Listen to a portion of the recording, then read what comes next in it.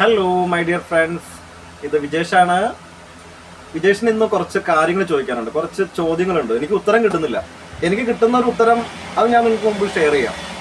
നിങ്ങൾ ആരെങ്കിലും ഈ ബുക്ക് വായിച്ചിട്ടുണ്ടോ?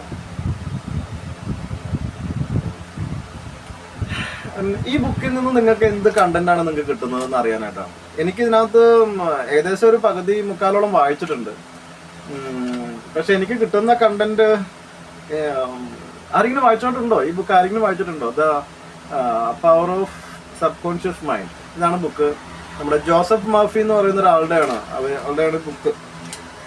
ഇതിന്റെ നമ്മുടെ സബ് കോൺഷ്യസ് മൈൻഡിലേക്കുള്ള കുറേ കാര്യങ്ങളാണ് ഇതിനകത്ത് പറഞ്ഞു തരുന്നത്. പക്ഷെ എനിക്ക് ഇതിനകത്തുനിന്ന് എനിക്ക് കിട്ടുന്ന, നമ്മളൊരു കാര്യം ചെയ്യുമ്പോൾ നമുക്ക് കിട്ടുമല്ലോ, ഒരു റിസൾട്ട് കിട്ടുമല്ലോ. അങ്ങനെ എനിക്ക് കിട്ടുന്ന ഒരു റിസൾട്ട് ഈ ബുക്കിൽ നിന്നും എനിക്ക് കിട്ടുന്ന ഒരു കണ്ടന്റ് എന്താന്ന് വെച്ചാൽ എനിക്ക് കിട്ടുന്ന അത് എല്ലാവർക്കും അങ്ങനെ കിട്ടിക്കൊള്ളണമെന്നില്ല, അല്ലെങ്കിൽ നിങ്ങൾക്ക് കിട്ടിയിട്ടുള്ളത് വേറെ രീതിയിലായിരിക്കാം ചിലപ്പോൾ. എങ്കിലും എല്ലാവർക്കും ഏത് രീതിയിലാണ് ഇതിൻ്റെ ഒരു റിസൾട്ട് കിട്ടുന്നത് എന്നറിയാനുള്ളൊരു ആകാംക്ഷ അതുണ്ട് എനിക്ക്. അപ്പോൾ ആരെങ്കിലും ഈ ബുക്ക് വായിച്ചിട്ടുണ്ടെങ്കിൽ ഒന്ന് ഷെയർ ചെയ്യണം. എനിക്ക് ഈ ബുക്ക് വായിക്കുമ്പോൾ എനിക്ക് കിട്ടുന്നത് എന്തെന്നാൽ സബ് കോൺഷ്യസ് മൈൻഡ് നമ്മുടെ, അപ്പോൾ ഒരു മനുഷ്യന് ജീവിച്ചിരിക്കുന്ന ഒരു മനുഷ്യന്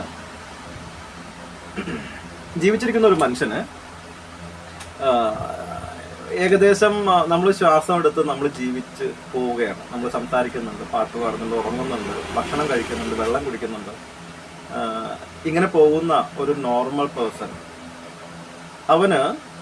അവൻ്റെ ശരീരം ഉപേക്ഷിക്കാൻ നമ്മളൊരു വസ്ത്രം മാറുന്നത് പോലെ, മനസ്സിലായോ? ഞാൻ പറയുന്ന ഒരു റേഞ്ച് നിങ്ങൾക്ക് മനസ്സിലാവുന്നുണ്ടോ എന്ന് എനിക്കറിയില്ല.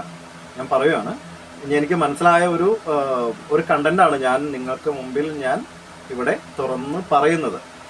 മനസ്സിലാക്കാൻ സാധിക്കും, എല്ലാവർക്കും മനസ്സിലാക്കാൻ സാധിക്കും.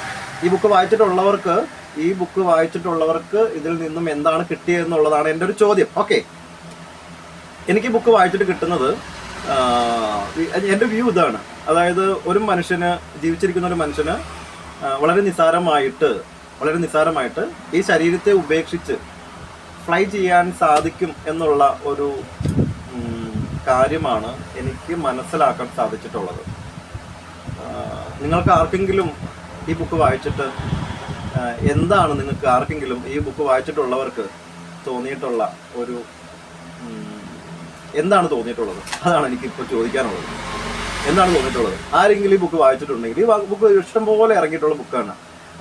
ഈ ബുക്ക് ഒരുപാട് പേര് മാർക്കറ്റിൽ നല്ല സെയിലുള്ള ഒരു ബുക്ക് തന്നെയാണിത്. ഞാൻ ഇതുപോലെ ഒരുപാട് ബുക്സിൻ്റെ ഒരു കളക്ഷൻസ് ഒക്കെ എനിക്കുമുണ്ട്. പക്ഷേ ഈ ബുക്ക് ഞാൻ മേടിച്ചിട്ട് ഒരുപാട് ആയെങ്കിലും എനിക്ക് വായിക്കാനായിട്ട് സമയമെടുത്തു.